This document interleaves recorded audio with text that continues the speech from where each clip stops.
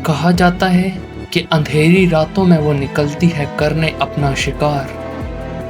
बनना चाहती है वो सुहागन, छीन कर आपका प्यार। पुराने ग्रंथों में लिखा है, किसी की चाहत में यदि कोई जान दे दे तो वो आत्मा अपनी अधूरी चाहत को पूरा करने की कोशिश जरूर करती है। राजस्थान के बालाजी मंदिर की घंटियां बजती हैं, लेकिन कहीं दूर उनकी गूंज में एक अजीब सा डर छुपा है। जहां भगवान का आशीर्वाद मिलता है तो दूसरी तरफ ताकतें भी अपना डेरा बना के रखती हैं। ये कहानी शुरू होती है राजस्थान के एक मशहूर बालाजी मंदिर से। बालाजी मंदिर के पास एक लड़की ईशा अपनी एंगेजमेंट के लिए सफर तय कर रही होती है। कार मंदिर के पास आकर खराब हो जाती है। ईशा की नज़र मंदिर पर पड़ती है तो वो उसके अंदर आ जाती है। अंदर उसे एक लड़की दिखती है जिस पर एक काला साया होता है, और वो भूत चीख कर कह रहा होता है कि जिस लड़की का ये शरीर है वो इसके लिए ही आया है और वो इसकी बीवी है और वो इसे साथ लेकर जाएगा। पंडित और उसके चेले पूरी तरह से उस काले साए को कंट्रोल करने की कोशिश करते हैं, लेकिन भूत सबको धक्का मारता है। पंडित पवित्र पानी फेंकता है और भूत दीवार तोड़ कर निकल जाता है। ईशा ये सब देखकर बहुत हैरान होती है और वो खुद को संभालती है और बताती है कि वो एंगेजमेंट के लिए जा रही है, इसका ध्यान उधर होना चाहिए। पंडित उसे रोकता है और उसे बोलता है कि हनुमान का आशीर्वाद तो लेती जाओ, लेकिन ईशा जल्दी में निकल जाती है। पंडित जी कहते हैं कि ये तो बहुत बड़ा अपशकुन है। रास्ते में कार दोबारा खराब हो जाती है। ईशा दूर एक पुरानी हवेली देखती है और उस तरफ चल पड़ती है, और उस हवेली के अंदर मौजूद होती है एक खतरनाक आत्मा मंजूलिका। काला जादू करती है और ईशा को पास बुलाती है। ईशा जैसे ही कदम आगे बढ़ाती है तो पेड़ से खून की बूंदें उस पर आकर टपकती हैं, और जब वो ऊपर देखती है तो अपने ही ड्राइवर की लाश लटक रही होती है। डर के मारे वो भागकर कार की तरफ जाती है, लेकिन कार खुद ही चल पड़ती है और उसे कुचल देती है। और हवेली के अंदर मंजूलिका की हंसी गूंजती है और वो बोलती है कि बुंदेला परिवार में किसी की शादी नहीं होगी, वहाँ कोई खुशियाँ नहीं आएगी। 4 साल बाद परिधि अपनी दोस्त मिंटी के साथ कार में सफर कर रही होती है। मिंटी मजाक में पूछती है कि राजवीर बुंदेला से शादी करने वाली है, तेरी फीलिंग कैसी है? पर परी मुस्कुराती है और बताती है कि 4 साल पहले जब वो राजवीर से मिली थी तो राजवीर अपनी मंगेतर ईशा के गायब होने की वजह से बहुत स्ट्रेस्ड था। तब उसने उसका साथ दिया। धीरे धीरे दोनों बेस्ट फ्रेंड बने और फिर राजवीर ने उसे शादी के लिए प्रपोज कर दिया। वो दोनों राजस्थान के उसी मंदिर में जाते हैं। परी क्योंकि आर्कियोलॉजिस्ट है, पुराने पत्थरों को ध्यान से स्टडी करती है।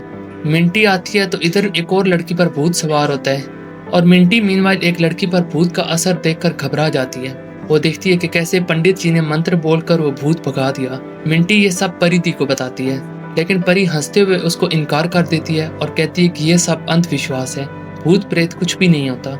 तभी हीरा जी आती हैं और कहती हैं कि बेटा जहाँ भगवान है वहाँ शैतान भी है, सफ़ेद के साथ हमेशा काला रंग भी होता है, अच्छाई है तो बुराई है। पर परिधि ये सब कुछ सुनकर भी अनसुना कर देती है। परिधि निकल रही होती है तो हीरा जी कहती है कि भगवान के दर पर आइयो, उनके दर्शन तो करती जाओ।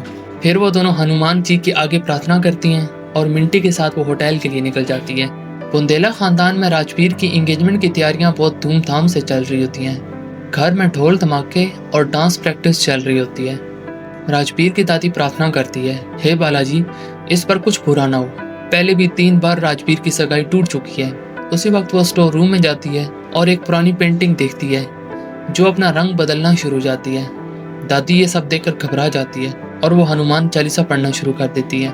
उसका बेटा आता है और कहता है कि इस पेंटिंग को जला देना चाहिए, लेकिन दादी उसे रोकती है और कहती है कि अगर इसको जलाया तो वो बुरी आत्मा आज़ाद हो जाएगी, इसे बस ढक दो। होटल में परिधि तैयार हो रही होती है और राजवीर की माँ उसे कॉल करके बताती है कि राजवीर भी अपने घर में अपने परिवार के साथ खुशियाँ मना रहे। वो परी के लिए एक खूबसूरत नेकलेस लाता है और ज्वेलर को कहता है कि वो घर डिलीवर करते हैं, लेकिन जैसे ही नेकलेस बुंदेला हवेली के अंदर आता है मंजुलिका की आत्मा उसे चुरा लेती है।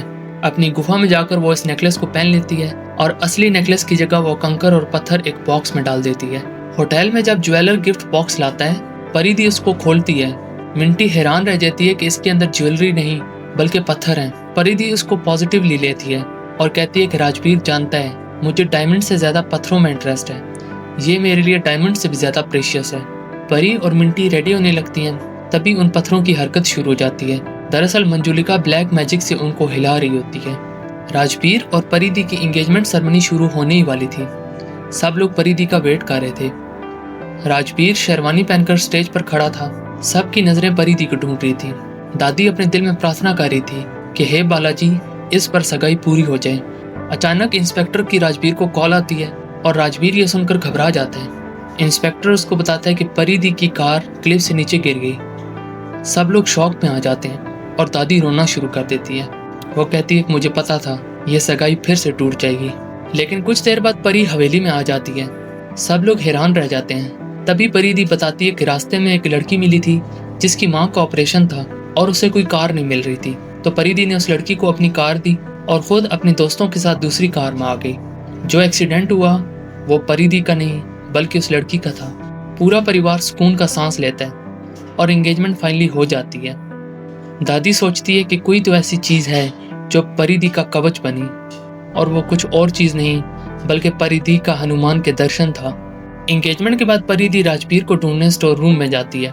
तभी पेंटिंग से एक पुरानी घुंघरू जमीन पर आ गिरती है। परिधि उसे उठाती है और उसके डिजाइन से बहुत खुश होती है। जाने अनजाने में वो मंजुलिका के जादू का हिस्सा बन जाती है।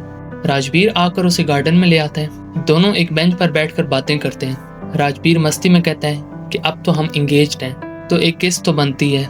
लेकिन परिधि शर्माती है और कहती है कि शादी के बाद। अगले दिन राजबीर अपने कजन के साथ बाइक पर हवेली से बाहर निकलता है। सरूज बाईसा, जो इनकी एक पुरानी नौकरानी है, वो राजबीर की नजर उतारने की बात करती है, लेकिन राजबीर उसे मजाक में लेता है। जंगल के रास्ते में राजबीर के कजन को एक लड़की पेड़ के पीछे खड़ी दिखती है और वो राजबीर से कहता है कि वहाँ एक लड़की खड़ी है। राजबीर हंस कर कहता है, अब मैं एंगेज्ड हूँ, मुझे लड़कियों से क्या मतलब। लेकिन पेड़ के पीछे सच में मंजुलिका खड़ी होती है। वो राजबीर को घूरते हुए कहती है, उसकी आंखों में जुनून है, और वो कहती है कि राजबीर मेरा जुनून है, राजबीर सिर्फ मेरा है, उसका चमकता चेहरा और उसकी जिंदगी पर हक सिर्फ मेरा है। बुंदेला परिवार के घर में खुशियों के साथ साथ खौफ भी वापस आ गया। एक तरफ राजबीर और परिधि की नई मोहब्बत, जो एक दूसरे के साथ नई जिंदगी शुरू करना चाहते हैं, और दूसरी तरफ मंजुलिका का साया, मंजुलिका जो 4 साल पहले ईशा की जान ले चुकी है, अब राजबीर को अपना बनाने के लिए किसी भी हद तक जाएगी। मंदिर का आशीर्वाद, दादी की दुआएं और परिधि का भरोसा, क्या बुंदेला खानदान को बचा पाएगा या फिर मंजुलिका का श्राप सब कुछ बर्बाद कर देगा।